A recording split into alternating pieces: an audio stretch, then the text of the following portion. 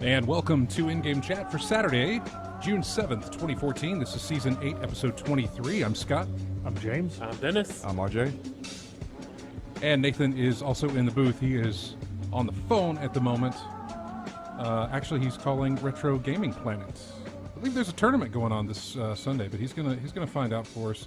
I believe they are doing a tournament, but we're going to find out what game that is, and we'll get the details to you as soon as we can. Hey, if you'd like to get in touch with the show, our phone number is 334-272-9228. You can check out ingamechat.net for all the links to get in touch with us. You can find us on Twitter at ingamechat as well as on Facebook. You can email us, everyone, at ingamechat.net. We are streaming the cam feed right now through Twitch. Head over to twitch.tv and you can find us there and join in the chat room live while we broadcast. So it is a week before, no it's not, it's a couple days before E3 now. And it's the big one coming up. Oh, there it is. Street Fighter 2 is the game that they're doing at Retro Game Planet today. RJ? Well, more importantly, which Street Fighter 2? There's a lot of Street Fighter 2s. I am not sure which one they're doing. Being that it's Retro Gaming Planet, I would think... Could be the basic one, but, I mean, God, there were like 4 versions on the Super Nintendo. Yeah. I mean, and like you Genesis. got Street Fighter 2, then you had Champion Edition, and Hyper Edition, and then Super Turbo. Street Fighter 2, then you had Turbo Street Fighter 2, and a whole bunch of different ones, 4 or 5 versions of that game. Then Yeah, I know it sounds like a silly list, but it's like, seriously, there were a lot of versions. Then you had Street Fighter 2 HD Remix on PlayStation 3 and 360, I believe, yeah, as well. Well, that is going on over at Retro Gaming Planet in Prattville, so check that out. And we'll probably get in touch with them a little bit later on in the hour, find out how the tournament's going. But Nathan's still on the phone with them getting all that information. But like we said, E3 is on... It starts officially on Tuesday, but you've got your press conferences on Monday that start at... You're talking about 2 different E3s then. Yeah, really you are. You get to walk around what is the show floor. Right. Starting on Tuesday. You get to go to the actual booths. You get to start going through and handling all your individual interviews with publishers and developers and PR people. But the real weight, right, the real hefty weight of the show, most of the announcements, everything that the people at home are most concerned with, all of that is front-loaded onto Monday. And a little bit Tuesday, but it's not quite as much as it used to be since Nintendo doesn't participate in the same way that they used to. Yeah, because they're doing their Nintendo Direct. They're not calling it that this year, are they? They called it Nintendo Direct last year. I know that's whenever they do the big They've rebranded it again, but it's pre-recorded. It's a scripted, they're all scripted, but it is a pre-recorded, pre-edited delivery of news and announcements and state of the company type of stuff, I think. Mm-hmm. I don't really pay attention to them because I feel like that's what does come out of there is better digested by other people and then served to me. Mm-hmm. I don't know. Whatever. I want somebody else to go through it and decide what they think is interesting and then tell me. Mm. Yeah, because the chances of getting something really interesting out of them is... Seems pretty slim. Maybe I'm wrong. I don't know. You have a current Nintendo system. You're the person who is supposed to know all the things I want another person to know about Nintendo. It's your job. And you're supposed to care, because they don't. Not really. The problem is I don't really care. Well, I need you to care, and the world needs you to care. Well, I will say I did actually today pick up Mario Kart 8. That's a game that really makes me care about my Wii U now. It was really good. It was the same feeling I got just going back and playing Super Mario Kart. But with like a lot more bells and whistles and all of it just adding to the fun. Where do you, as a person who has played, I'm guessing most, if not all, Mario Karts, where do you fall in terms of preference? To be fair, the only ones I played extensively were Super and 64. I did not get into Double Dash. I did not get into 7. Okay. But Super Mario Kart's probably my favorite. 64, the main problem I had was the rubber band AI. It was like, well, if you get ahead, the computer just automatically catches up with you. And that doesn't seem to be the case here, but there's no on-screen map, so I can't really tell. But there have been several times where there were several times I was just playing like basic 50cc race. But there were several times I like ran into a wall or something happened, and I wasn't like immediately laughed by everybody like I was in 64, where one mistake is like, oh man, now you're in 8th place. The only time that ever happens is when the blue shell of doom pops out of nowhere. But it's really good, and hopefully I'm hoping to get other people to try that out and see what it's like multiplayer. What do you have to have? What do you have to play it? It will allow the main tablet, of course, the Obviously. Wii gamepad. You can use a Wiimote and nunchuck. The Wii U controller. I'm not sure if you can use like the original Wii Classic controller plugged into a Wiimote or not. Okay. And I know there's like the wheel thing with a Motion Plus will also work, but using the main Wii U gamepad and using it just like controller was just so good. Just my buttons, no weird motion controls, not having to like steer left and right. Just buttons and a stick. That's all you Straight, need. direct input style gameplay. The Wii U would be so much better if that's what its main focus was just games, not motion controls. Just let that be an accessory, and everything would be better. Just everything. Now here, there was a little controversy or dust up among the community about a certain technique, I think it was like fire tripping or something. Like if you boosted and then like kept hopping through it, you would keep all the momentum. Oh, a lot of folks were calling that cheating or something. Someone in the chat may know about it, but and I thought to myself, well, this is Mario Kart, folks. This is one of the most ruthless competitive games I know of. So I haven't really gotten into like any of the like techniques yet. There's still the drift and you get the movement boost. I don't think you have to like knock your steering back and forth anymore to get that going. Yeah.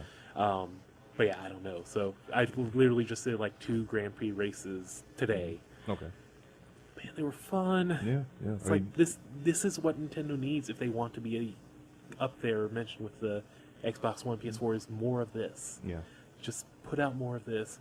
That's what you need, not Wiimotes pointing at the screen, not vitality sensors, just games. That's what you need.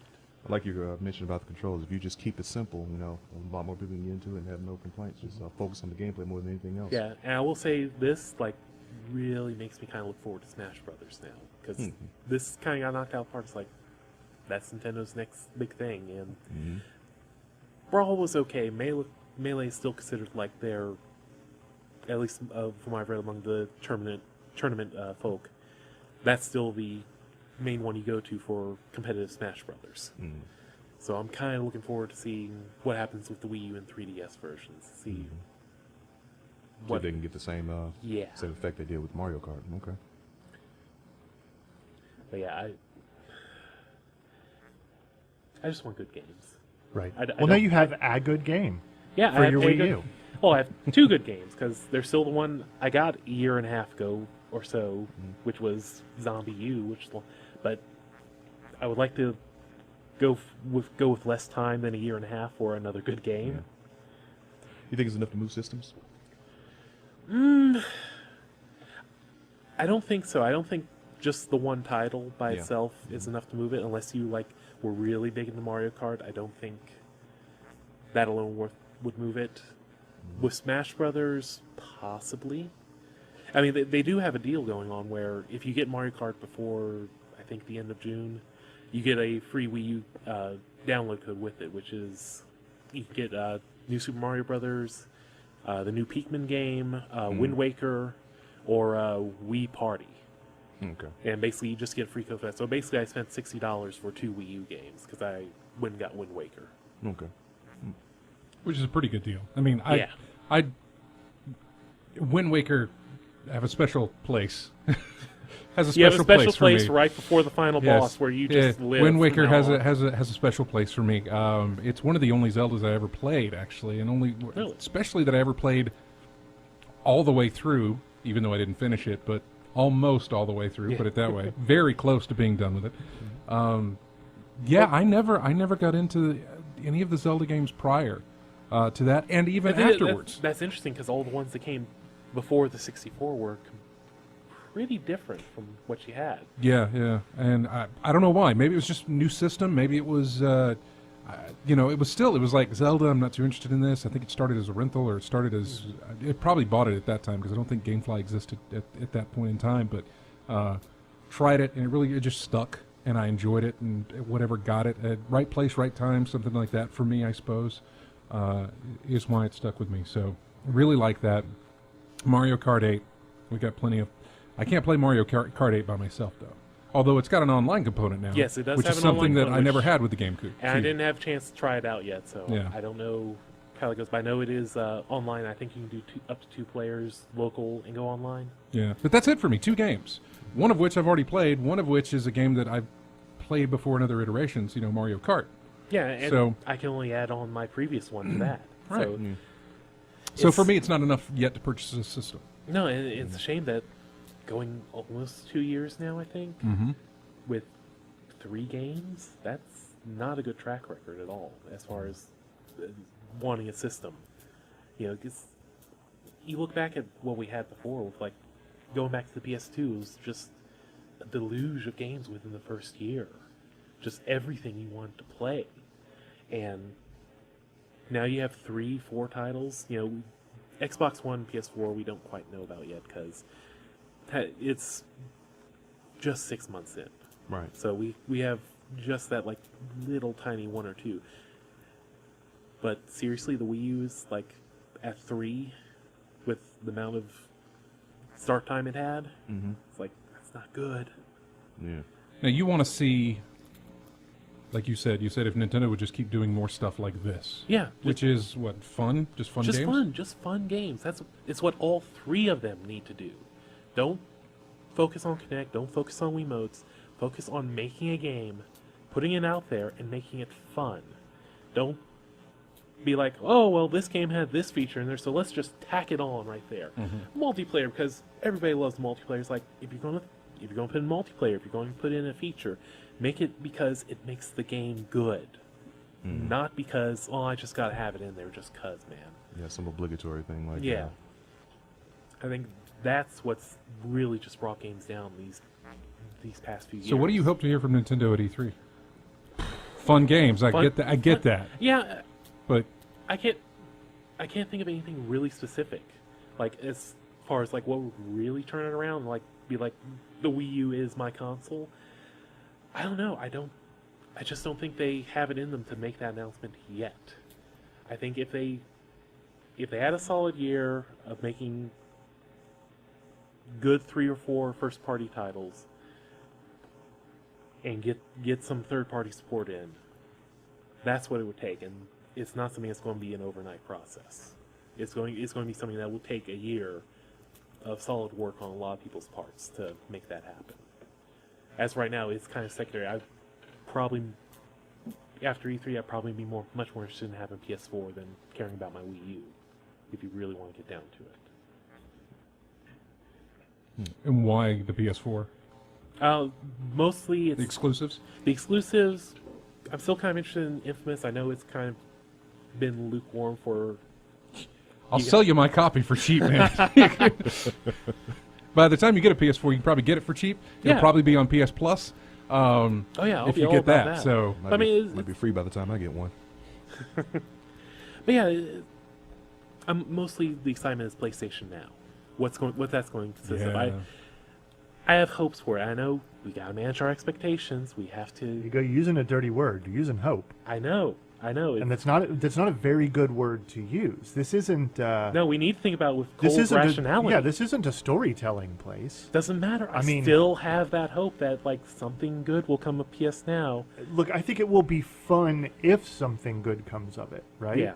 The same way that I think, boy, it will be good if the new Star Wars films are not garbage, right? If they're not an absolute hot, dumpy mess, I think that will be good. I don't hope for things like that anymore, though, because hope doesn't have anything to do with anything. It's not cynical to say that this is absolutely a business.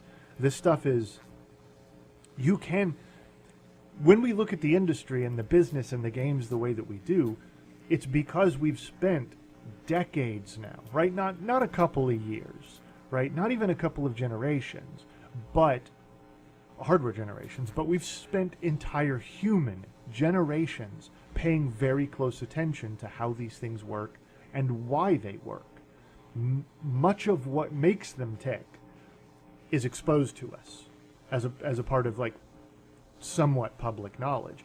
A lot of the rest can be inferred with a high degree of accuracy based on predictions and results and observation, right? So when we think about like what you were saying before, like the Wii U, to think that even in a year's time the fortunes for the Wii U could change it literally is wishful thinking. Yeah, it is. There are almost no huge secrets where third-party support is concerned. It's very, very, very hard to keep that kind of thing a secret. It's also very hard to imagine a fictional scenario where we don't understand the relative strengths of these three major systems. The One, the PS4, and the Wii U. And the Wii U very much lives in the world of no direct competition with the other two systems. That's something that Nintendo has said publicly, repeatedly, and emphatically It's been for their ethos. years and years, ever since they went the direction of the Wii. We're not in direct competition with the other two. That was borne out when the Wii, which was bargain priced from the get-go, sold like hotcakes because it promised a simple, flippant, easily dismissed, but pick up and play type of gimmick, right? At a price that pretty much anybody could agree to.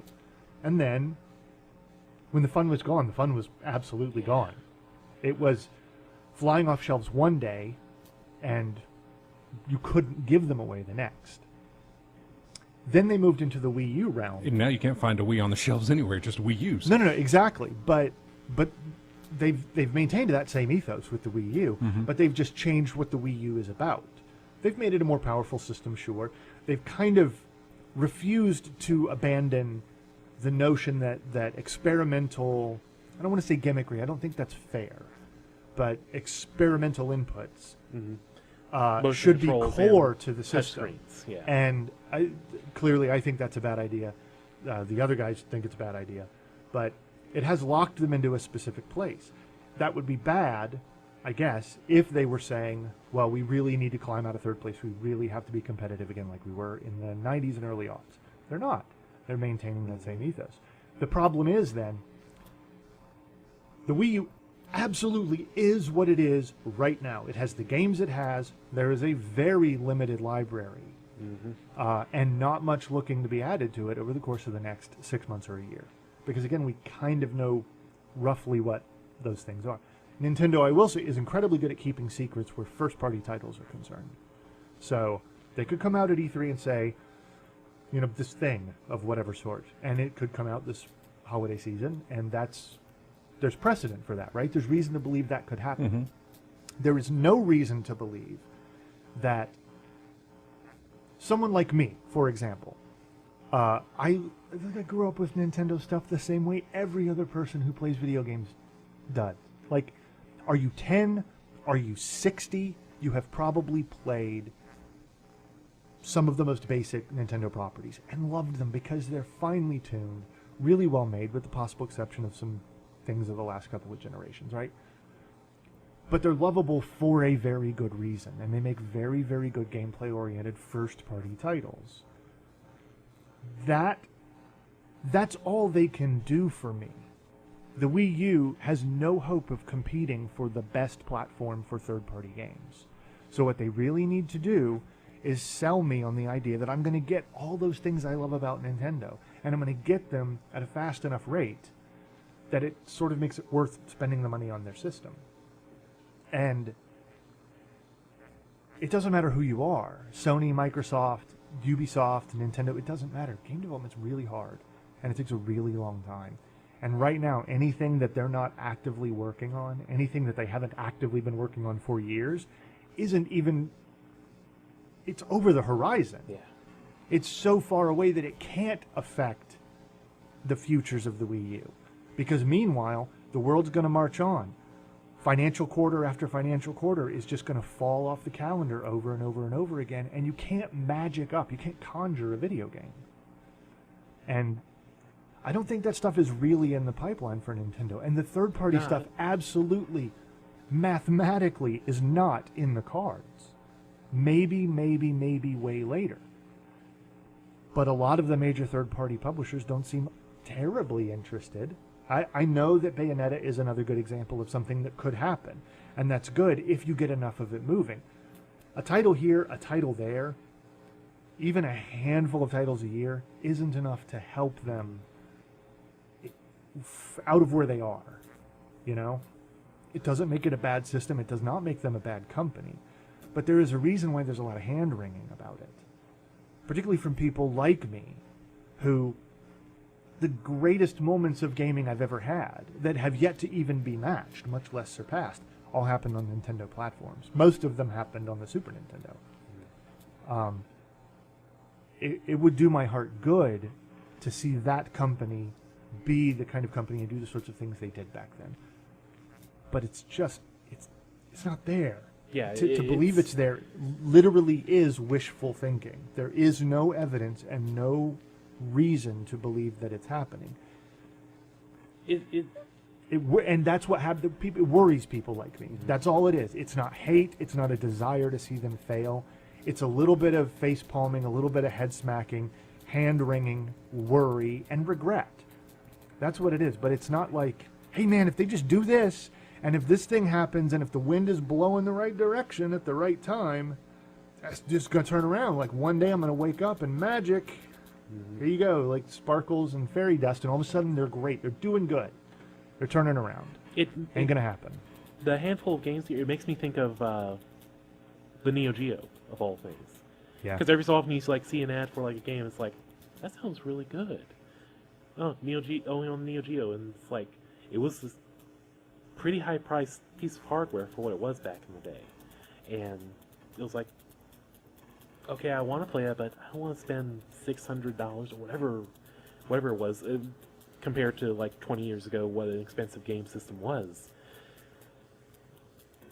But I don't feel bad about not playing it. It's like, I kind of want to play it. I kind of feel like that's what people are going to look back at the Wii U as. Like, oh, there was a handful of titles I wanted to play, but don't miss it.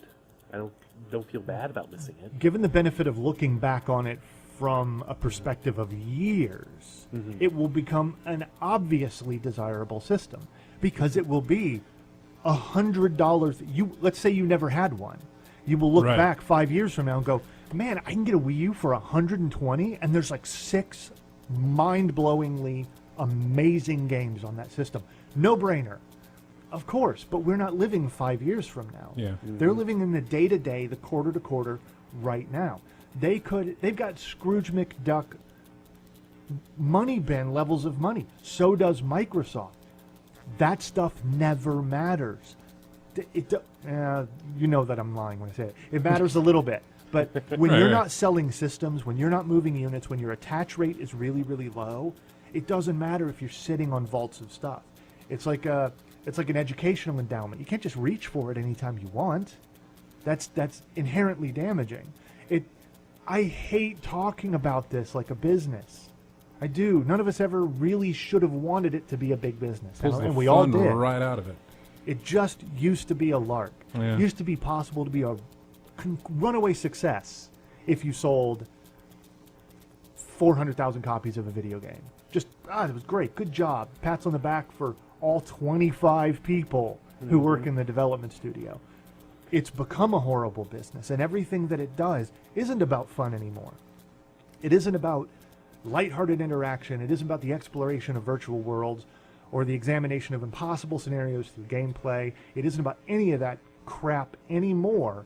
It's about business. It's about money. It's about dollars. It's about what we can sell. It's about what DLC can we put out for this. What, who's having, what are people talking about? What feature can we take and tack it onto our game? Because that must be what it's about, because that will Right. make us more dollars. And how much you love Nintendo, right? How much respect you have for any of them, how adorable you think Reggie is, how cute you think any of their things are, or how finely tuned you think any of the gameplay from their amazing first-party properties are. It doesn't matter. It doesn't matter. Plenty of beautiful things have gone extinct. And there is a reason why people like I bellyache about this. It's because I've been around, man. I've seen the greatest things ever made just ignored, dismissed, marginalized. I've seen the people who invented them, who conjured them into existence, fired, thrown to the wind, studios dissolved or devoured, and there you go. There's some discussion recently about, again, you pick your forum, pick your subreddit, pick your battleground, right? Talking about the 4.5 million copies Watch Dogs sold in its first week. Despite all of the obvious downgrades, despite all of the sleight of hand, the misdirection about what the game actually was, sold millions of copies in its first week. The biggest day one sale of anything they've ever had at Ubisoft. A lot of people were really angry about that. And it isn't, I don't think, an inherent need to see something you hate fail. It's the fact that you honestly believe this is a pile of garbage. What they've done is they've delivered the most robotic set of gameplay, the least interesting, least inspiring new IP I have seen, full stop, and it sells this much. And you know what that means? That's the future. That's the future there. Don't try any harder. Yeah. Don't really try to make the writing make sense. Don't make the characters any less wooden. It doesn't matter. It doesn't matter. Of course you want 2/3 of your budget going to marketing, because it works. Yeah. And meanwhile, Nintendo is at the bottom of a hole. Yeah. And that's bad. But no amount of wishful thinking will give Ubisoft the comeuppance they deserve, or EA for that matter, and no amount of it will save Nintendo. That's hard and that's bad. But, I don't know, keep it with you. Keep that in your mind over the next week. Remember that's what it's all about. Nobody's doing you favors. Nobody's being your buddy. Nobody's a fairy godmother. No one's delivering the good news. It's a business. And it's kind of a bad one. On that note, we're going to take a break and come back with happy unicorns and flowers of talk of E3 and stuff. We'll go to the other side of the spectrum, I guess, and everything else that we've got to talk about. There's like a whole list of things. Good God, we had a sequel to a game that I didn't think we'd get one. Then we had a delay to a game that really pissed us off. And then just a ton of stuff coming up on In-Game Chat. If you'd like to be on the show, give us a call, 334-272-9228. We will be back in just a moment. This is music from Alan Wake. Welcome to Bright Falls here on In-Game Chat. We'll be right back.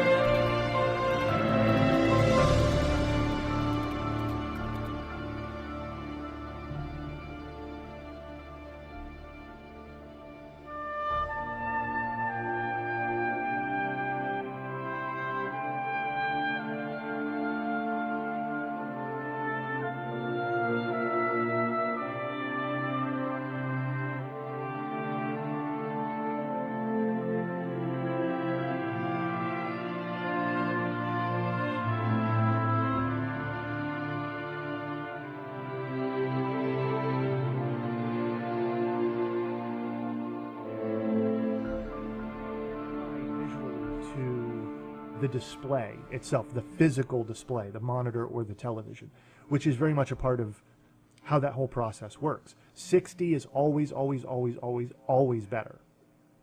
I'm a little more forgiving of resolution. I do the majority of my gameplay on a PC. I haven't played something in less than 1080p resolution in ages and ages and ages and ages. I'm with you on that, and given the choice between would I take lower resolution for higher frame rate or higher resolution for lower frame rate, Right. I've said this before, I'll say this again, I will always take 60 frames a second over high graphics quality. I care about how the game plays, how the Right. game feels, over how it looks. I agree. I actually, our friend Kevin, he and I used to disagree about this terribly, and this we're going all the way back to the days of 1024 by 768 standard resolutions in the mid to late 90s. And he and I always disagreed. He wanted image quality. He wanted every graphical thing he could have. He wanted every bell and whistle, and there weren't a lot of them back then, but he wanted everything he could get, and I needed frame rates. Absolutely, and it was just a personal preference. You can say for a competitive game, on the one hand, frame rate is much more important than graphical fidelity. But for something that's really, say, an immersive single-player game that isn't especially fast-paced, image quality is more important than frame rate, possibly. But I think, again, specifically to what Total Biscuit was saying, that guy is PC gaming. He is very, very much high-end, high-dollar, no expense spared at all. And so not only is he going to have the perspective of a PC gamer, he's also going to have the perspective of a PC gamer with enough money and enough resources to always push every game as far as it can theoretically go. Oh, I'm sorry, go ahead. I would say, but what he said was, even in the video, is that if you want high graphics and 30 frames a second, go ahead. He's just saying the option should be there to choose lower graphics, higher frame rate if you want it. As for the console stuff, Yeah. I think that's probably a good thing. I think maybe a lot of career or lifetime console gamers don't even think about that as an option because it's never really been presented. A couple of times, I believe. I know that recently Final Fantasy XIV on the consoles gives you that option. Yeah. But that started as a PC release as well. It I believe so.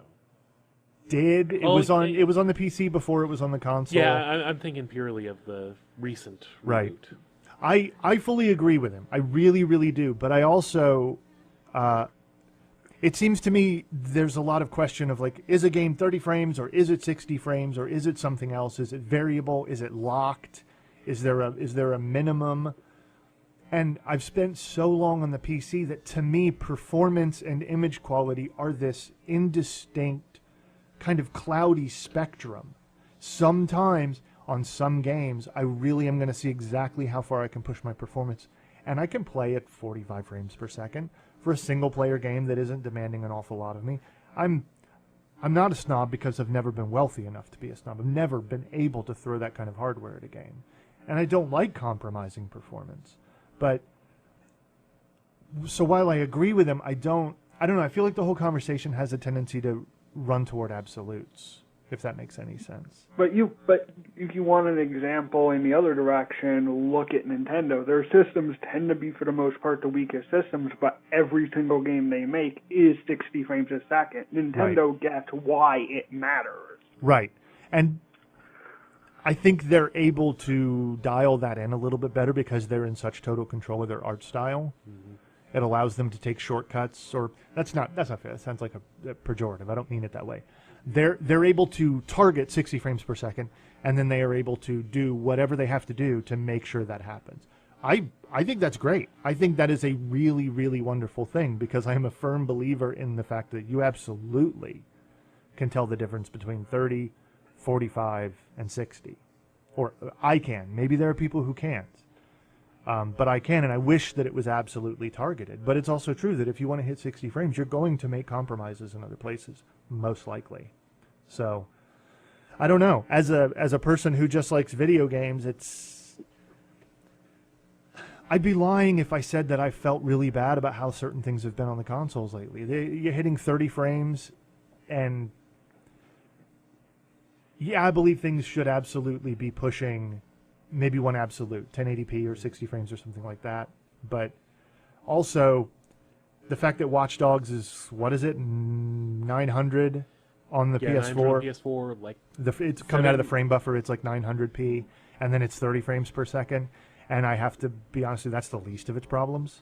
Yeah. It looks perfectly fine. It plays perfectly fine. And there are a lot of people who just don't want to shoulder that argument, you know, because they actually can have fun without it. It's weird. I don't know. I feel ill-equipped to actually say something definitive. And I kind of understand all points of view. And I know that's a little strange. You understand what's going on. You just don't have a dog in the race. But I'm in it all over the place, yeah. you know? I don't know, it's very, very weird to me. And I hadn't thought so much obsessively about frame rate until recently, I guess. Yeah, go ahead. I was going to say, I think the funny thing is a lot of, again, I don't mind that games run at 30 frames a second, but if you really want to look at it, if you really start thinking about back through some of the most popular games and franchises, you kind of start to notice a common theme of they all kind of run at 60 frames a second. Even games like Call of Duty kind of that has always been their thing, that we're a game that runs at 60 frames a second on a console. I don't know. I suppose my brain never really, I just accepted that there were certain things that were happening on the consoles. The console experience was always one of giving up something that could be done better elsewhere, I guess, from a technical point of view. What I will say is, if there was an option, like you mentioned just a couple of minutes ago, where on modern consoles, the player was given the option to play with higher IQ, higher image quality, but lower frame rate, and then to be able to switch it for lowered image quality with a higher frame rate, just a couple of presets, right? Because again, on the PC, it's wacky to consider a game on the PC that doesn't have a myriad of options. Going right back to Total Biscuit, when he does an hour-long look at any new game, he spends like 15 minutes just going through the menus and critiquing the game and evaluating the game based on how many options there are, understanding that PC gaming is a continuum, a spectrum of hardware, and that different people are going to have different experiences, and you can't lock it in. Different people, even if they didn't have varying types of computers, would have varying preferences. Yeah. I think if we did see people start to offer that option on the console, like here is a either 720p version of the game at 60 or a 1080p version at 30. Or some variation in image quality, you know, lighting or shadows or something reduced in favor of frame rates. I would like to see that, and I would like to see a little bit of data gathered on that, see how many people are really woken up to the idea that, whoa, man, like, what else can I give up for better performance? And they'd be able to get that data since almost every game now sends metrics back to the developers to look at. Exactly. And it would maybe not settle the debate, but it would maybe define it a little bit. I don't know. I like that idea. I would really like to see people start doing that. I can't imagine it would be that difficult to enable. I really can't. Not considering that these consoles are essentially PCs anyway at this point. Near enough makes no amazing difference. So maybe that would be a thing to push for over the course of this generation. See who gets on board. Honestly, I think the bigger point is that at least because of his video, people are now starting to talk about it one way or another and actually bringing it up as a point that kind of has been ignored for a long period of time, and it really shouldn't have been. Yeah, it has been. That's true. I would like to see it talked about more, I guess. I don't know. It's still kind of prickly and touchy. It runs really fast towards an argument about pretty much anywhere it appears, but whatever. That's what we do, right? Yeah. We feel strongly about things. We appreciate the call, Matthew. Thanks for calling in. Yeah, thanks a lot. All right. So if you'd like to call in, number 334-272-9228. A few minutes here before we go to break. One of the games that we had mentioned before we came back for break was a Homefront 2 that I was surprised to see, even though I had totally forgotten that Crytek bought it in Crytek the bought auction. Yeah, I had totally forgot about it. God, how Is it long being ago? developed by, is it Deep Silver? It's developed by Crytek. but Published it's Published by Deep Silver. Published by Deep Silver. Deep Silver. It's developed by Crytek. When I found that out, and James and I were talking about it through chat, we couldn't remember if we'd finished the game or not. We just remember not liking Homefront back when it released. Ever how long ago? That was I think it was 2011. Because I went back to our achievements. I mean, I was serious. I was like, I don't remember. What did we do? And I went back to our achievements on Xbox Live and looked. And I believe it was March of 2011. Yep, 2011 is when it came out. Yeah, March 15th. Yeah, March of 2011 was when those achievements were between you and I had that we had gotten. That was a really bad video game. It was. I played it all the way through, but it was. I didn't like it at all. Refresh my memory. Is that the one with the fictional invasion from North Korea, I think. Korea? From like a unified Korean super force or something. Okay, There was a,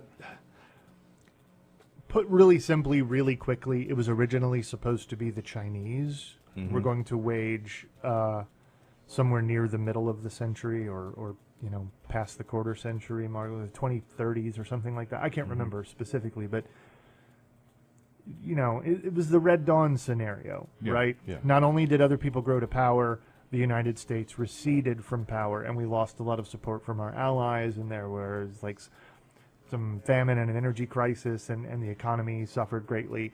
And historically, that's a really, really good setup for a war. And in the game, it was supposed to be the Chinese. And my understanding is at the time THQ had business interests in China and was like, could we not kick dirt in their eye while we're trying to do business over there? And so they kind of changed the focus to North Korea, as preposterous as that is. But yeah, and again, it is ridiculous, but that's what the game is, and that's what the story is. So whatever else they may want to do with it, that's the world that Crytek have inherited when they bought the IP. Is a sort of weirdly massaged fiction that doesn't make a lot of sense, and that's okay. But yeah, it's weird. Yeah. And now, instead of the invasion, you're rebelling. It's after years of occupation. See, I don't even remember how that game ended. When I finished it doesn't even matter how Yeah. it ended. I'm saying that I think they made it very clear that that if there was a choice at your ending of the first game, it went this way. Whatever the case is, this is how it went. right, and you're not focusing on the same group of people or Yeah. anything anymore. So it's about and what it put me in the mind of, and what it put an awful lot of people in the mind of, I think, both in terms of the fiction and some discussion of the gameplay, was Freedom Fighters. Right. Did anybody here play Freedom Fighters? I've heard the name. I want to say I don't did recall play playing Yeah. Freedom Fighters. I played it. Yeah, I remember that was a PS2 Brilliant. title. Well, that was a PC title. Thank you yeah. very much. Okay. Sorry. It was brilliant. It was terrific. It was incredibly fun. And that wasn't super fantastic mission structure. that wasn't No. Was it? Huh? Was that EA? It was EA. Yeah, they and, published it, but it was IO Interactive. yeah, it was made by the same That's guys who right. made Hitman 2. That's right. Yeah. Which was a fantastic game. But it kind of evokes that same idea of like fighting back in terms of guerrilla. Wolverines, Yeah. Red Dawn. It's that whole thing. It's a ridiculous, bloody, stupid fantasy. But it works really, really well if it's kind of laid down inside of the right movie or the right video game. So, here's hoping. Crytek kind of knows what they're doing. Good on Deep Silver. They kind of came out of, just came out and helped an awful lot of things come to fruition after the THQ dissolution. So, and You're going to see what? A couple of their things? Yeah, I've got an E3? appointment to see what happened was that they had not announced the game when they decided to make an appointment. They said, "Look, Deep Silver, we have 2 titles." They said 2 AAA titles that we have not revealed yet. Would you like time to see them? I don't like it when they do this because it's like, sure, what is your okay, fine. Are you like pulling the handle on the Right. on the thing, and is like, am I going to come up like The slot machine of AAA quality. brand new IP masterpiece, or like, am I going to get a mobile game? Yeah. You know, Yeah. That's AAA in the mobile space of the sense. It's but no. And so when they announced this, I thought, well, there's my one. I don't know what my second one is. I don't know what the second unannounced. Yeah, because I think that's part of Twitch's streaming schedule. Is There were 2 unannounced Deep Silver games, and I'm pretty sure Homefront is probably one of them. Homefront is one of them. I know. It's just that I don't know what the other one is, and they may have announced it, or it may have gotten out, and I just haven't paid attention to it, or didn't realize that it was a Deep Silver published property. That happens a lot, where a game gets announced and I don't realize who the publisher is until afterwards. But Hoping for Saints Row 5. yeah, I posted my E3 schedule up on our Facebook page. If you want to go look and see all the stuff that I've got appointments set up for. And I think, are you guys doing something on Monday? we're just going to get together and watch. Okay. That's all it is. Yeah, we were. Really, really simple. We lost our venue for Yeah, we were kind going to of, try to kind of live stream our live commentary. stream, hang out, see if anybody wanted to join in with us, watch the stream, and listen to me talk about how the whole industry is essentially going to disappear in a puff of angst sometime this fall, because it's all turned into a horrible business, and why do I even like them anymore anyway? I don't know. But you're video just going to have games. to imagine that that's happening, because it will be. Yeah. Well, anyway, when we come back, we will talk more about E3, of course, on in-game chat. Here is music. This is called Cider Time. Not sure what this is from, but we'll be right back with our second hour of in-game chat in just a moment.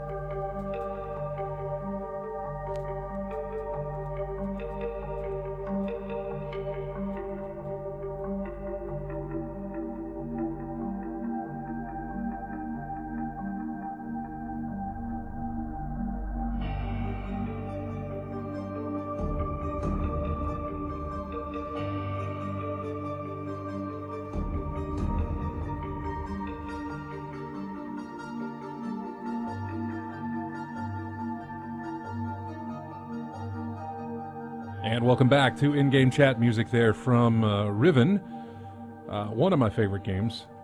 Anyway, going into E3 talk, I keep seeing a bunch of people in the chat room asking, "Hey, what are you most looking forward to see being announced? What of the titles that you know are going to be announced is the one you're most looking forward to?"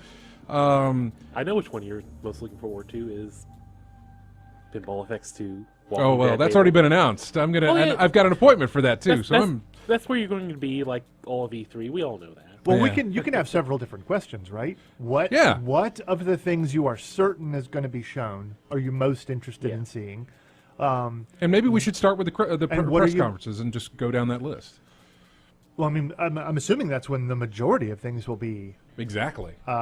announced. You're really not going to hear after Tuesday. You're not going to hear much of like so and so announced this. It'll be Yeah, no, it's- smaller it's- things. Yeah. I think maybe little Yeah, things here, possibly. little things there. You may but- get more details out of the announcement that you heard from the thing on Monday, but I don't know that you might get too many announcements. I'm pretty sure all the spots like on the Twitch schedule we have posted, all the spots that are like, here's this unannounced title from this is going to be in this spot on Tuesday or Wednesday or whatnot.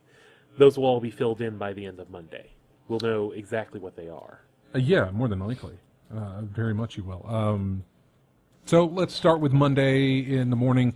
It's 9:30 Pacific time when Microsoft kicks theirs off. Yeah, about midday here in the eastern half of the U.S. That's Microsoft. I will say, I am completely fascinated with this E3. I have no idea what's going on.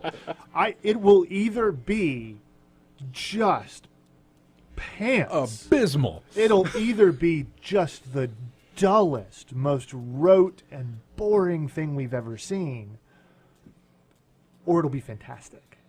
I don't think this year there's going to be much in between. And I only say that because there's always a little bit of a news cycle prior to E3, but a little one. Usually it is dead. Yeah, it is. Dead right before the show because everybody's like, no, we're not talking. This year's been Wait, we're just not talking. Yeah.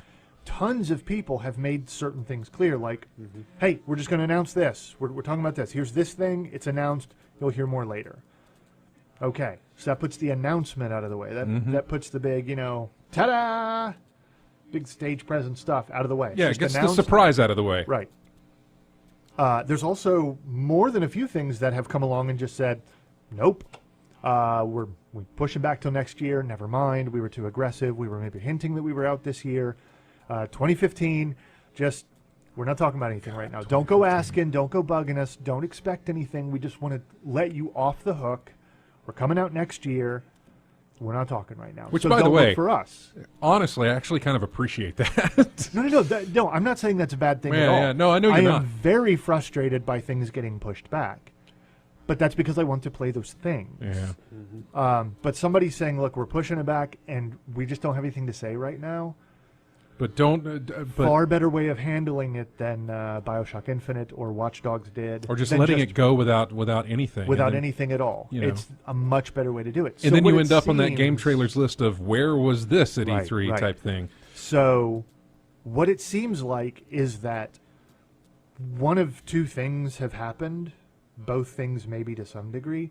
A lot of people have looked at especially the Watch Dogs delay and said, if you really pump your hype, right? If you really press on that hype and try to get people excited, and then something happens, well, yeah, you may still sell 4 million copies in the first week, but you're gonna gather a lot of ill will and Right. a lot of really bad baggage, and you just don't want that. You don't want the hype deflated. You don't want the bad press. So just go ahead and push it out and get rid of it.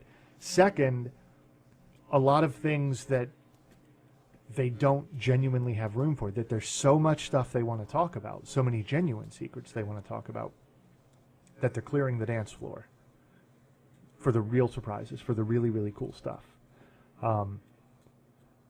I really hope that second thing is true. I do too. I really hope that they have an And awful lot that they've been able to keep a lid on. Yeah, and that's where we think that, hey, this could be the case of why it could be a great E3 press conference thing on Monday. Well, that's why it could be great, because we could get a lot of, holy crap, I didn't see this coming. I didn't know it was coming.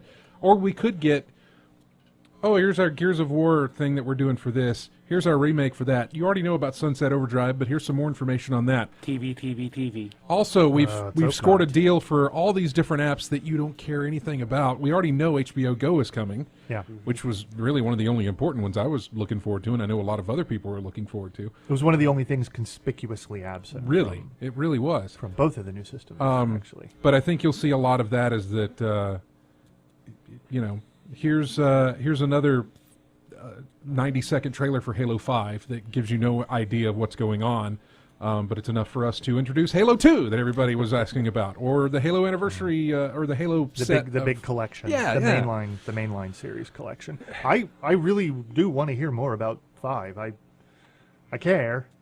I have no idea why.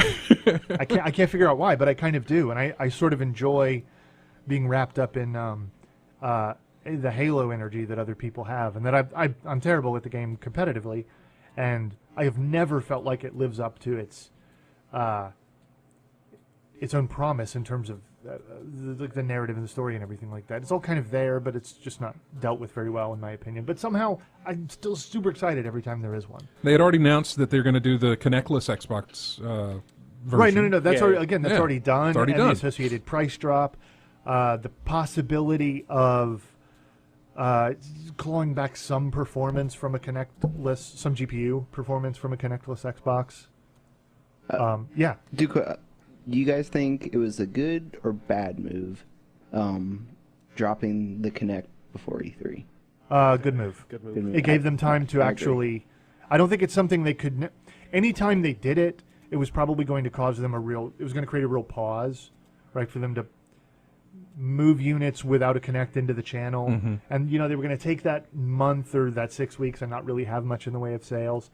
I think that it's a kind of capitulation that they can get out of the way and don't have to do on a stage. You just mention it on Twitter. It's totally effective to just do that. And then save the stage for games. Not for apologies, not for promises, just for games. And when I see Spencer do that, right, he's like, we're doing this, and here's what we're doing with the business, and even little things, almost housekeeping issues, like the PC drivers for the Xbox For the One Xbox controller. One controller, yeah. You can finally use the Xbox One controller as a PC thing. Like Have you tried that yet? Yes, I have. Okay. Yeah, it's good. It's good. I love the D-pad on that controller so much. Yeah. Yeah. It's so good. And in general, the controller's fine. It does feel different than the 360 controller to me quite a bit, and I don't know all the way that I prefer it, but I definitely prefer that D-pad. It's really nice. I mean, it may seem like a silly thing, but the 360 controller has been the essentially default input device for serious PC gaming for a while. Yeah, I the still use the it. default, not input device, the default gamepad. Right. To be able to move up to the Xbox One controller on the PC it's a big deal Yeah. for a small number of people, but it's still a big deal. But it's, yet again, something else that's just done. It's, okay, mark that off the list, It's like they're going down a serious punch list of things. Housekeeping issues, management issues, app announcements, all these other things that are not video games. Mm-hmm. And you could be forgiven for being hopeful and optimistic that the conference really is just going to be about games. And at this point, I don't even care. I don't care if they're terrible games. I don't care if they're games that I have no interest in.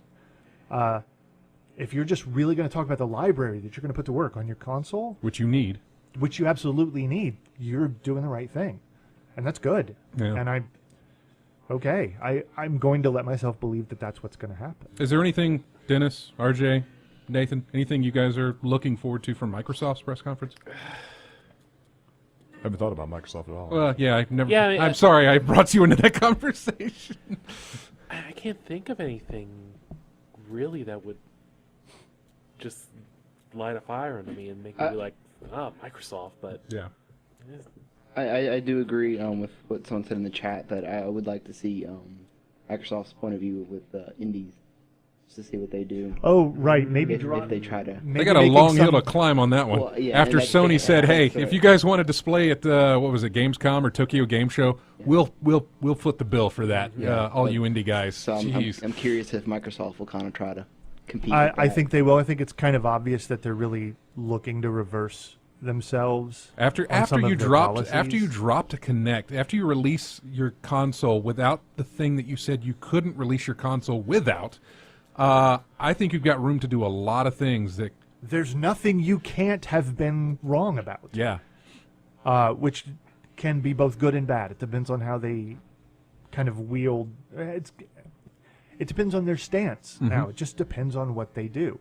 But I think all anybody really wants to hear about is video games. I would love to have heard more about Quantum Break, but that's one that we were told we're not hearing about. We're not hearing about Didn't that. Remedy say that we're not? No, we're not. Just Yeah. don't expect to hear anything. They said, "Look, we'll talk more about it. I think at Gamescom is what they Right. said they'll do." So And they that's just said sad. it won't be at E3. Here's a little bitty thing of game. Well, what do you want? You've got the console. Oh, And you're going to be there. man. I don't know. I can't put my finger on any one thing. I can tell you that what I want from them is to be really surprised and happily surprised about what they're going to show. I want something that I did. Gears will not impress me.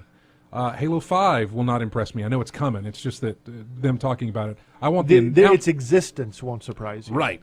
I want to know the existence of something that I wasn't expecting. A Crackdown 3, even though that's like a little hint here and there.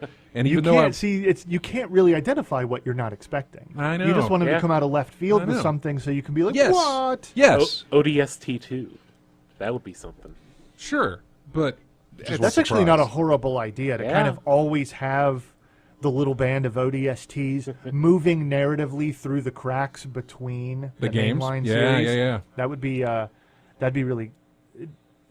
I'm going to stop wanting that. Yeah, because obviously, set because I'm myself trying up. You to. need to manage your expectations. When I think there. of EA, when I think of Ubisoft, and when I think of Sony, I can give you some clear answers there. But when I think of Microsoft, man, I can't give you any kind of clear answer other than what we were just saying, which is like I've got these expectations, but I rather would just be floored by some big surprise. I'd kind of like to hear a little more, see a little more about Sunset Overdrive, yeah, because it's not really like doing anything for me, and I feel like I'm kind of missing something because it's excited lots of other people. So I'm I feel like sort of like to see. we still haven't gotten a complete picture on it. Yeah, yeah, exactly, We've just gotten exactly. a couple of demo reels at best. Right. That's about Right. it. So like something definitive on that would be really interesting. I am expecting them to go back to their stable of long ignored franchises, things that they own, stuff we talked about last week. I would, if I could have anything, man, if I could have anything, honestly, I want a Crimson Skies. Yeah. Give me a Crimson Skies. You skipped an entire generation doing nothing with Crimson Skies. Would be a really good time to do something like that. All right, so the one after Microsoft is EA's press conference. That is at noon? I don't have the... For you, I don't know. It's next. It's after Microsoft. For us, it would be about 2 o'clock, so about 12 o'clock over there. Yeah, noon. Noon Pacific time for EA's press conference. They have already announced, obviously, what it was, a Hardline? Battlefield Hard? Yeah, Battlefield Hardline, Battlefield, I mean... Star Wars Battlefront, you might get a little thing. Might get something on Battlefront 2. No, is it Battlefront 3 now, or what is it? I don't know. I think they just went with Star Wars I think they just went with Battlefront. I don't think they're putting a number on it. I think they're just going with Battlefront or Star Wars Battlefront. But we've got that. So, I don't know, what do you expect out of EA? It's one of the smaller ones. It's only going to be probably an hour's worth of their time. I'll go with mine. They've already announced that they're showing off something from Criterion, and I'd like to know what that is. That could be a big surprise for me. I don't think it's another Burnout because I just can't see how that would not have gotten out some way that somebody for Burnout was being hired or whatever. If it is, hey, this is a great E3. Burnout, new pinball table from Zen, wonderful. But I think it'll be something different from them. I would like, And Mirror's Edge too. I'd like to see some more exactly what Dragon Age Inquisition is going to be. That's one kind of like, what exactly is the plan? Seen a lot of artwork out of that. We've seen Yeah, some of the that's- environmental modeling and things like that, but I not much about what the actual gameplay so is going to be. That's something I definitely want to see. Is Because really, closer to Origins or closer to Closer to 2? two. That's really the only question. Where between those two things is it going to fit, or is it going to go? it going to be in its own direction? Yeah. Yeah, so that's one I'm looking forward to. I would like to know, and I have no reason to believe I'm going to hear this. I would really like to know what's up in the Mass Effect universe. Mm-hmm. Where's my next Mass Effect thing? Yeah, that's because it's been kind of quiet after 3. Well, I mean, understandably so, but Yeah. they made it very clear that they're not done with that. They're not done with that universe at all. And I Well- really want to know what direction they're going to go. How long has it been? 2 years 2 years. since Okay. 3. 2 years and some. it's possible we might get something then. It's been a minute since. It's been long enough that I think maybe they want to talk about it. I think for Maybe that, they want to give it another year. I think for that you're getting one of those. Here's one more thing at the very end, and it's something so Teaser, splash screen. just Title so card, that you'll something never like hear that. anything about until almost a year later when they can give you more I information. could also see the new Star Wars game, them doing that too. Well, they could absolutely start taking the lid off of Star Wars stuff. That would be fantastic. Yes. Because The BioWare one. they've got a year and a half until the movie. Which means really next year is going to be a very Star Wars E3, I imagine. But they can really start talking about it this year, I believe. Yeah. Anything on your end, RJ, that you'd like to see? They'll obviously throw some sports out there for EA. Yeah, that's pretty You much play all any good. EA sport titles? Not since NHL 14. That's the only one I've played recently from EA Sports. Other than that, no football titles because EA has it all. I don't like Madden, the line from them. Baseball, the show, and that's pretty much it. I haven't played much from EA. to be honest with you. Yeah, But I'm not yeah, expecting. Honestly, I'm not expecting any surprises out of EA in theirs. I'm not expecting. It's not like what it was for Microsoft when I would like to hope for something to just floor me. I don't expect to get that from EA for some reason. I don't know why. I think because they've already said, look, DICE will be on hand to show something off. Criterion will be on hand to show something off. We're going to show. They've kind of revealed their list of what they're going to show, and I'm sure there's going to be little peppered here and there of like, oh, here's this thing that we haven't told you about. I just don't know that it's going to appeal to me. They have what exists of theirs. There are just a few things that I'm actually interested in. There obviously no Dead Space is coming this way. And again, that's going back to pre-existing things that'll get sequels or remakes or something like that. Not anything that is just like, boom, this is brand new. You've never heard of it. Well, I mean, they said they were going to be revealing 6 games for EA. 6 games. 6 well, titles. Okay. Star Wars, the Battlefront that we talked about, Battlefield Hardline that we talked about is another one. The Criterion and the DICE game, that leaves 2 more games. Dragon Age. Dragon Age, and then that leaves 1 more. And I don't know what it could be. Yeah. So maybe there's your Mass Effect. And that's also not counting the sports games. Those are annual. That's true, yeah. Well, yeah, those are just the Yeah, annual those are type annual. things. So after that, we have Ubisoft at 3 in the afternoon Pacific time, I believe, or maybe 3:30. But and they've already announced their titles as well. Yeah, Assassin's Creed Unity, Far Cry 4, Division, which has been pushed back 2015, The Crew. One I'm actually kind of looking forward to is Wartime? Or War, what was that? What's the one? Valiant Hearts. Valiant Hearts, that's Yeah, what it is. that's which is going to be a It's got a subtitle. yes, it's a Valiant Hearts, UbiArt The Great title. War. The Great War. There we Right. go. It's one of their UbiArt Yeah, titles. That's what I'm kind of looking forward to the most. Yeah. I mean, Assassin's Creed. I didn't play 4. I didn't play Far Cry 3 either. And I kind of feel like Oh. I missed out on something. Not I playing think you those. did actually. I think three was good. It suffered a lot of the same, maybe downgrade, maybe a little bit of liar business when they announced it, but regardless, it was mostly a pretty enjoyable. It was first-person shooter, and you go around and you shoot things, and it's perfectly fine. It's And you not- level up. You know. Yeah, it wasn't fantastic, but it was fairly solid, and I enjoyed it. And that's the most important thing. Is Assassin's enjoying Creed 4, I really did enjoy, although it just wasn't. And it was pirates. I was on a ship and I went around and I pirated stuff. Like, that's really hard to mess up. it. Yeah, that's my only worry. Is like if you take that away, assuming that's what happens in Unity, is the game not going to be fun again? I would not have imagined 4 being even remotely fun without the ships, without the piratic. Yeah, because that's what I activity. first like. Yeah, the pirates is great, but man, just going around town is kind of like. It wasn't horrible, obviously, and it was contained in a way that it hasn't been previously. You spend a lot of time on ships, and then you go to the land, you do a little bit of land stuff, and then back to your ship. And so it never felt like you spent an inordinate amount of. There was one time in the whole game where you were not allowed on your ship, when you were blockaded in port, and it was infuriating. Gosh, it was horrible, which made you realize even more how much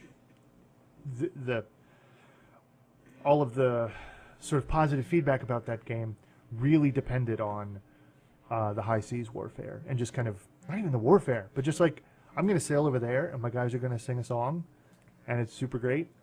Going to tell me about Billy Riley or whatever. And it was fantastic and I loved it. It was it was an environmental kind of joy. I don't know that they can pull that off again. Yeah. I'm super curious. I really want to know more about Unity because Yeah. I want to know, like, what are you doing? You probably know perfectly well why Assassin's Creed 4 was a success. So you're gonna roll us back to just walking us around some kind of pointless or uninteresting historical location, or maybe you're going to try to make that better. I don't know. What do you do at this point after 800 Assassin's Creed games? Do you even try? Or what? I don't know. Yeah, I don't know. That's what we hope to find out. Right. That's what I'm saying. Is Far Cry 4 going to be kind of like Far Cry 3, but like fabulous? Based on the Based on the artwork? picture. I don't know. I'm up for I'm up for whatever. They are the absolute poster persons for cynical, Yeah. like overwrought game design, and I hate it. But I hate feeling this way, but I enjoy their games to some extent, nevertheless.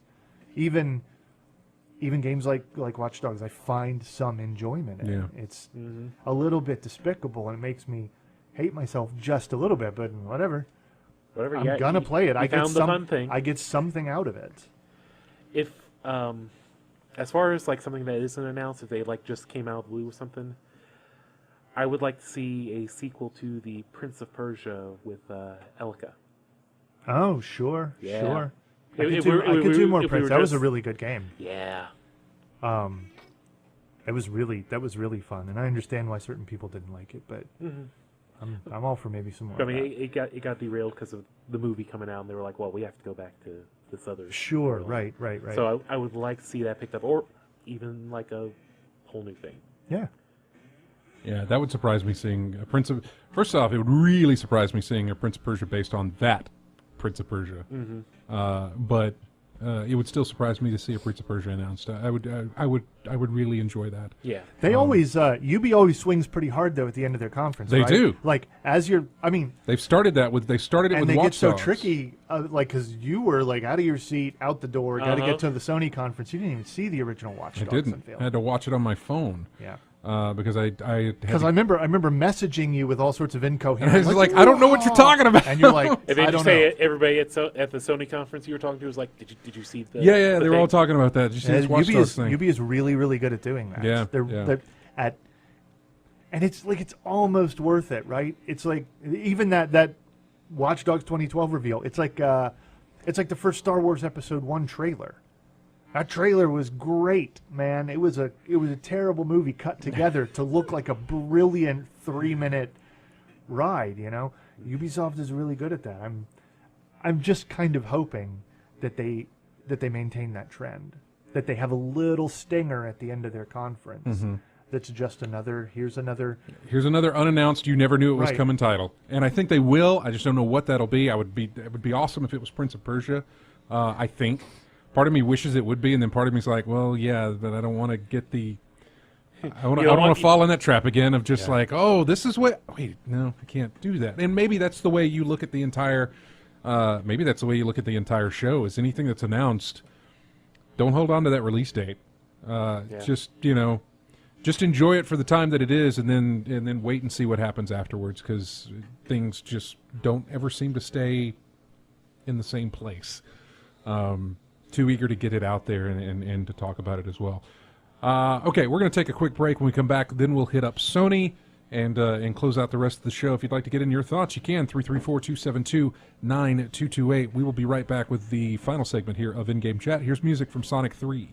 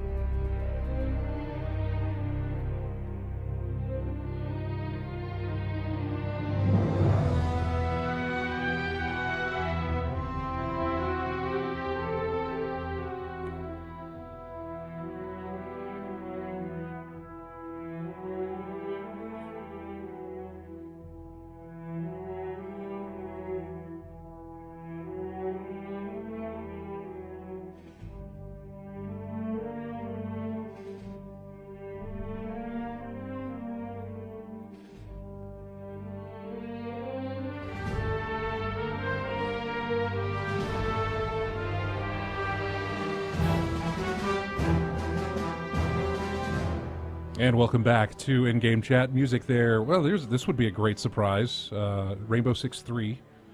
That's been gone for a minute. That- Rainbow Six, something I'm supposed to be, something. Yeah.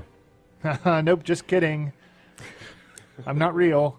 And then that was like 2 years ago, right? It really was, yeah. And we thought we'd see more of it at one of their press conferences, and then it never showed up, and it's just never been seen from or heard from since. So, but it would be nice to see something there, but not really what we saw back then. I'd like something different. But anyway, we did Microsoft, EA, Ubisoft. And now it's Sony's turn at, I believe, 6 or 6:30 Pacific time. Yeah. Yep. Around about then. Yeah. Late. So Which has always been a little weird for them because they do not get coverage on Spike. They don't get network coverage because it cuts into prime time. which is So- big for them. They can't go. They Right. can't go commercial free that long during Right. the prime time hours. Right, that's perfectly understandable. Yeah. So It which works is the funny. opposite for us. We're in the middle of prime time. We could go commercial free. But what's interesting is in years past, it was always kind of a hindrance. Now it's like, I don't know, man. Does anybody really watch this on television? Streaming is it. Streaming is completely acceptable, accessible. It's expected. So now, like watching the whole thing, streaming is just that's how you do it. So there's no problem being dedicated to the stream. And now they've got the theater thing Now they got they also have their little special Streamy E3 app on the PS4. on the PS4, Yeah. which is cool. But, PS3 doesn't have anything like that. Just the PS4. I don't think it's on the PS3. I think they Yeah. specifically had it for the PS4. But what are you doing with the theaters? What are you doing? What are you up to? I Because think that's somebody in the chat room is going to one of the theaters. I believe, and I don't remember who said they were. I mean, because look, I think that's perfectly fine. We talked about this before. I would do that, and I actually perfectly understand why a person would do that. It's fun to be around people who like what you like, you know? But the thing that's most interesting is that extra 30 minutes. That little bit at the end hosted by Keeley, covering we don't know exactly what. Maybe it's related to one of the many leaks that have come out over the last couple of weeks. yeah, really. But what's fun is that Sony is now essentially they're in Valve territory. Because it doesn't matter what a hardened, angry, bitter old man I am. Every time somebody drops a hook with a little bit of Half-Life 3 bait on it, I will bite it. Every time. If it's a joke, if it's something faked up, even if I know it's completely wrong, I will bite on it every time. I need it that bad. And I've come to be the same way about The Last Guardian Right.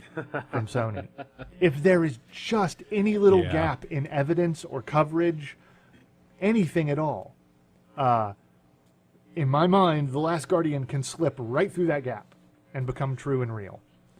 And this is the year, man. This is the year. That's the only reason they would ever do this 30-minute post-conference hosted thing at the theaters. Why else would you do that? There's literally no other game in the world. And they're also going to announce Half-Life 3. Or so you hope. Or so I Yeah, hope. you Dirty, do. dirty four-letter word. But I do hope. And that is where that's the basket into which I put my hope eggs. Is that 30 minutes? So I'll be like frantically watching for somebody live tweeting the composition of that last 30-minute thing. Yeah. So there is no such thing as a Sony conference where we do not hope desperately for The Last Guardian. And then after it's over with, we always remember that, this is great, but right. there was No, that's right. We live on Earth, right, where wonderful things don't happen.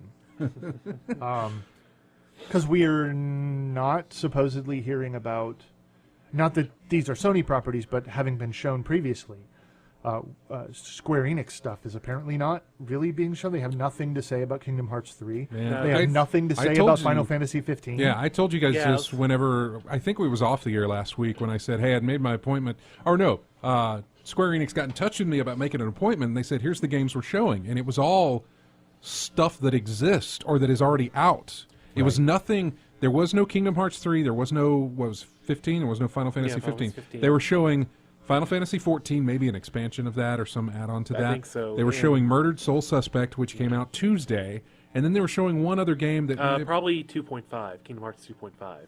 which is That Right, possibly is what they were showing, but it was all this. It was nothing new. No new IP, no new sequel, no new nothing. I have seen where they are supposedly the developers of Remember Me are working with them on something, They are. That's right.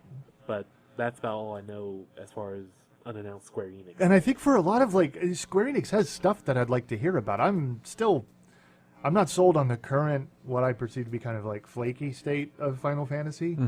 But I'll take 15. That's Yeah. been in the works now for like a long, like 8 years, something like that, above 8 years. Long time. Under a different name then, but for a minute. I will even take, man, just go ahead and talk to me about your cash-in version of Tomb Raider. I don't even care. Talk to me about that. Talk to me about the next Tomb Raider game. Yeah. I would love to hear about that. You're not going to tell me because it's only been a year. Yeah. But I enjoyed it for what it was, and I'd like to hear more. I understand that there's some Deus Ex stuff happening out there. Wouldn't hurt my feelings to hear about it. Yeah. Not at all. But again, maybe not the right time. But Sony, we know that we're going to see some Destiny footage from Sony. Yes, definitely. We know that we are going to probably get a Last of Us remastered discussion. See, this is I'll say I don't think that will be like a big bullet point on theirs, but definitely something they'll show off. something they'll definitely show off with what Last of Us did for the PS3. It's something they'll definitely show off. Hopefully, show off. Here's how it looked on the PS3. Here's how it looks on the PS4. Show some differences there. Probably, my thought is they announced that it's going to be available Friday. For what now? Last of Us. God, that was very hotly debated over the last week, wasn't it? A game store in, I don't know, In the UK. it was in the UK, It was game, I believe. announced that, hey, pick up your copy of Last of Us Remastered. It's this Friday. It's Friday the 13th, Right. June 13th. And then they took that back and said, oh, that was a mistake. We're taking that back. That was, nope, sorry, wrong. We were wrong about that. You don't get that wrong. Yeah, that would be interesting if it's Well, like they did specifically come out and say it is not the 13th. Okay. We have a date. It is not the 13th. They didn't say it's not next week. They just it was a very conspiratorial-minded kind of thing fighting against it because they said, you specifically said it's not the 13th. But you didn't say it was not the 12th, 11th, the 11th or the 10th. Yeah. that would be a nice closer. Oh yeah, and go download Last of Us on the PSN right now for your PS4. And what's funny is, even if it was on the 13th, they could just be like, yeah, we lied. Yeah, exactly. And everybody be like, we don't care, you guys. we Oh, love you ya." guys. Yeah, exactly. I think that's one of the most. It's one of the most fun things about E3 is back when you used to get these at Microsoft.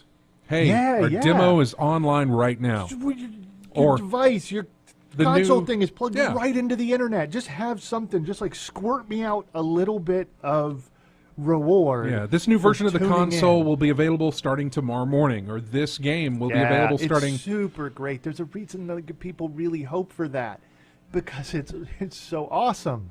Yeah. And assuming you can keep a lid on whatever it is you're working on, there's no reason why some things that don't require tens of millions of dollars of marketing budget. We were talking about this before the show, actually, that I think a lot of that is misunderstood. I think a lot of that marketing is still based on marketing models from maybe 10, 15 years ago. As it is right now, I think that there's an enormous number of games that just could be announced week or month, a few of those rather, ahead of time and just be like, hey, here you go, this is coming out. And there wouldn't really be any problem getting the message delivered. Yeah. This is what's going to happen at E3 and at all the theaters. As soon as they announce The Last of Us, DLC codes are just going to drop from the... Yeah, right? just going to rain over like everyone. confetti or something. They're going to come down inside of balloons. So yeah, Last of Us Remastered will be talked about. Destiny will be talked about. I don't. I would not be surprised if they do another indie showcase. Well, Destiny actually could theoretically be a big issue because they've hinted at the fact that the beta, which is going to be for all pre-orders of Destiny, that the beta program is hot on the heels of whatever they have to say at E3. And kind of going back a little bit to where we maybe pounded on Destiny a bit too much, and by we I mean I, they need to talk about that game. Yeah. They need to talk about it a lot. And by talk about it, I mean stop talking and show me stuff. Because they have said endless words, and people have spoken many thousands of times about how much faith they have in Bungie as a developer. They need to show me all the other things that game is supposedly about. I kind of get what it's meant to be. It's meant to be an incredible hybrid of all sorts of gameplay styles. And your track record speaks to your ability to do these things somewhat. Just show us the social aspects of the game. Show us how the campaign is going to work when it's speaking to small groups of people or individuals, but is required that you play through in a shared universe. Talk to us about these details and help us really draw in the picture with facts and not so much, weird fictions that we developed in our own heads. Just show the game a bit more. They really need to do that, and I really want to know an awful lot more. And they have got to get out in front of some of the leaks that have happened, some of the barfed up alpha gameplay that's at this point like 14 hours old. Yeah. But that would be a good thing. That could be something that happens. Like, hey, beta's in like a week. Yeah. The it's interesting. I think you'll get more if Microsoft strictly focuses on gaming, which I don't know that they will. I think it's hard for both of these companies, Microsoft and Sony, to focus strictly on gaming with everything else that's going on in their in what they do. So if Microsoft sticks to gaming, EA will stick to gaming, obviously, and Ubisoft will stick to gaming as well. But Sony has a lot of, not necessarily games to show off, but different things to show off. Mm-hmm. Project Morpheus is something that I think we will see on stage at E3. That thing looked a little bit too final form when we first saw it. Didn't it? To not see something really specific about it this year.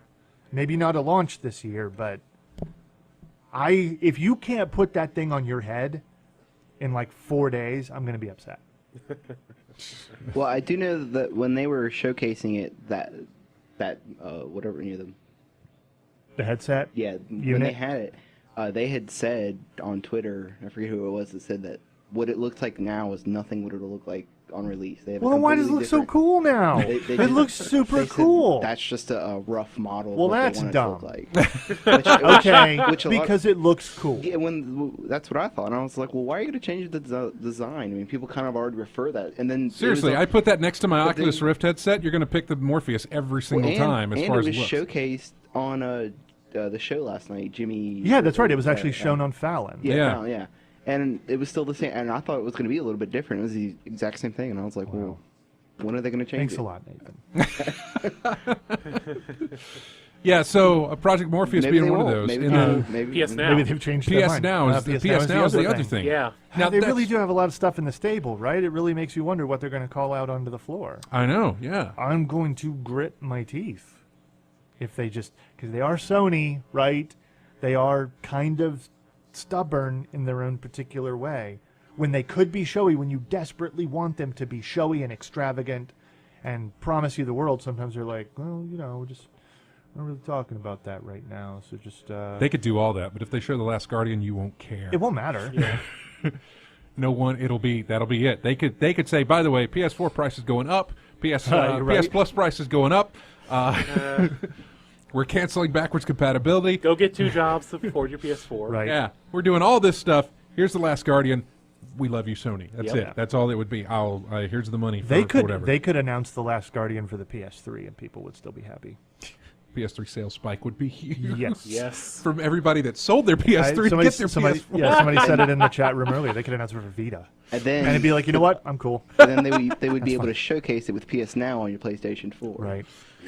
Man, if that's the game they used to demo, funny. By the way, here's how this works. That would be nice. That'll be interesting. But yeah, PS Now, I would love to see a date and a price for that subscription. There's a few people on COG, a few of the mods on COG who have jumped into a thread that only the mods can see, talking about like, hey, I got invited to the beta. Who else is in? Hey, I'm loving it. The selection's not that great at the moment, but it's still really cool. Sometimes, depending on your internet speed, you can have some issues with it, but there's no bad negative things being said about it right now, other than the fact that the list is not that much, which you would expect going in this small beta that they're in. Well, yeah, right now. it's beta. It's still really dependent on the titles available and the pricing structure. Mhm. That's kind of what that's the thing we need to know more than anything else. They definitely have a lot that they could talk about. Yeah. It's theirs to lose, I guess. Just because of what we know, what they have in the air at the moment.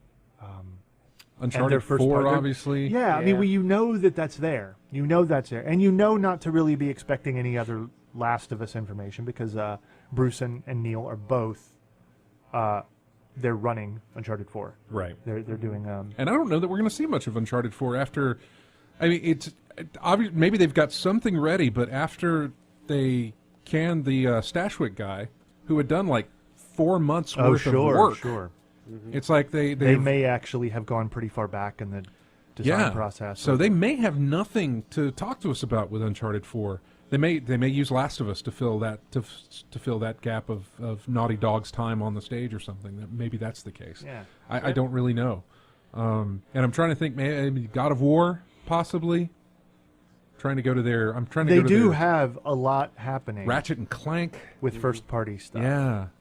So A lot of stuff out there for Sony that you can speculate on. You don't even have to think of the stuff that you're not thinking of, or that you could be surprised at. Of like, here's a new IP, or here's new from this company or that company. So they've got a lot in the pipe that could be well enough to flesh that out. Microsoft, I have no idea. Companies have already said either we're not going to be at E3 or here's our game, so no surprise there. I have no idea. EA has listed their titles and yeah. Oh, I was going to say another one for Sony too was Gran Turismo. yes, GT6 is there, right out there in the world somewhere, doing something. Yes, it is. So And then that the free to play game for PlayStation, whatever that one was called, with the dragon. You know what I'm talking about? Nope. No. With the idea. dragon. Oh, that does PlanetSide 2. Oh, Right. They will be showing okay. that for the PS4. yeah. Which What are you not- talking about? Free to play with a dragon.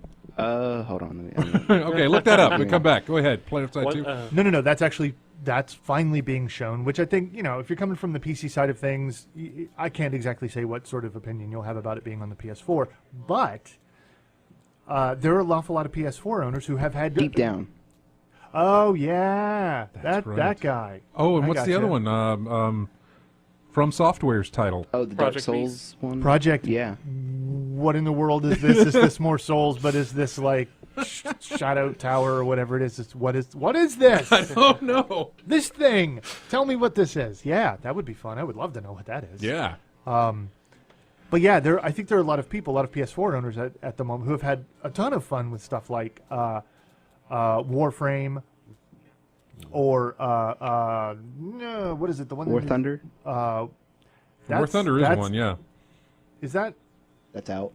out on Yeah. PS4? Oh, I've been playing it all this week. It's so much fun. When did that come out? It came out Tuesday with all the games. Thanks for telling me. You didn't ask. And I was You shocked. I didn't know. Real quick, not to change the subject or whatever, but they actually released. I didn't know it was coming with the tank mode for that too. So you can either fly your planes. No, or that's drive your fantastic. tanks. I had And- not given up on it. I just stopped And thinking about it. it's cross-play, so PC and PS4 play with each Oh, other. that's right. They were trying to get that working, or there was something that they were putting a lot of effort into. They're waiting for Sony to patch that in. Yeah, so they that's really good because it was Blacklight, Warframe, there's several really really good free to play things that people were enjoying, but they were kind of getting like I'm a DC little- Universe Online. right? But like if this is what I've had for 7 months now, maybe bring along some of this other stuff. I think those things are going to be really really good for PS4 owners, and conceptually, PlanetSide 2 has had years to Yeah. cook. Sony will probably also re-establish the tier system of the free games for PS Plus. And they may have something to say about Definitely that talk because about- they have See, that's made go- changes recently. That's a big bullet point of like, look at this incredible value of what you're getting for this much money for whatever. And Microsoft will again hit on the fact that look, none of these new apps we announced will be hidden behind a paywall. It's all going to be Sure. off of gold. You don't have to be gold anymore. So they're going to hit their high points again. It's just the stuff that we can't think of is what we're hoping is going to surprise us. Yeah. Half-Life 3. Related to Sony, it's going to be at their booth, but I want to see more of Binding of Isaac Rebirth. Gotta be great if Sony brought out Batman and said, by the way, it's not delayed to 2015. It's coming out this year. That really... I know. Huh? And I know. And it bothered me because it was going to be an excellent litmus, right? Because it was the first major multi-platform but not cross-gen game. It was going to be the first of the really big things to come out on everything, but without this theoretical argument that it's being held back because it's still being made for the PS3 and the Xbox 360. We're going to have to wait a little longer on that. But you brought up an even better point. My point is that it's Batman, and more Batman, yes, please, always. Batman is always... Secondly, every Batman game so far has taken place in a certain situation where the season fits with the game's release. Arkham Origins released Christmas Eve, and that was... It released in October, but that was enough to get you into that, closer to that Christmas vibe. Arkham Asylum, I don't remember what Arkham Asylum released in August, but still it had a feel of fall and that sort of thing. It was cold. Yeah. And then Arkham City was the same thing, very cold, and they released again in October. Right. This one's set during Halloween, and it's going to release... And it was going to be released on the 14th of October. And now you're going to release... Well, you don't. To 2015, you didn't give us anything. And they're not going to push it a whole year. I know. You're not. Hope. I hope for that as well. So, it's just, whatever. E3, man. Good stuff. Anyway, thanks everybody for joining us in the chat room, as well as everybody listening on the stream and on the radio. Sorry about the audio issues. For those of you guys listening on Twitch, we're going to have that fixed for the next episode. Thanks to everybody who grabs us each week from iTunes or however you get our show for later use. We really appreciate it. Go to ingamechat.net. Join us on Twitter, Facebook, our forums at colonyofgamers.com, and subscribe to our YouTube channel. And if you're on Steam, we've got a Steam group you can join up with over there and play games with us and other listeners. That is it. Have a wonderful E3, and we will see you next Saturday.